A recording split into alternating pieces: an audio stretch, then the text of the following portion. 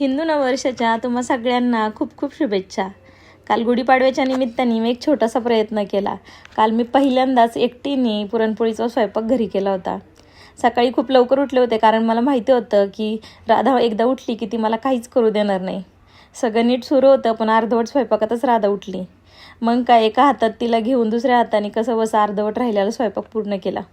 पुरणपोळ्याचा स्वयंपाक पहिल्यांदा एकटीने केला पण खरंच खूप सुंदर झाला होता। थोडेसे थकले होते पण जेव्हा मी राधाला नऊवारी साडी घातली, तिच्या हातात छोट्या छोट्या बांगड्या घातल्या, तेव्हा सगळा थकवा एका क्षणात गायब झाला। माझी छोटूशी राधा इतकी सुंदर दिसत होती, अगदी गोड व्हावलीसारखी। तिला पाहतच राहावं असं वाटत होतं।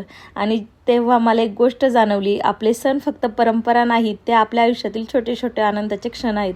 आपण कितीही बिझी असलो, कितीही अडचणी असल्या तरी हे सण साजरे केलेच पाहिजे, कारण हेच मोमेंट्स आपल्याला आयुष्यभर आठवतात। तर हिंदू नववर्षात आपण सगळ्यांनी ठरवूया आपल्या संस्कृतीला, आपल्या सणांना मनापासून सेलिब्रेट करायचं। पुन्हा एकदा तुम्हा सर्वांना गुढीपाडव्याच्या खूप खूप शुभेच्छा।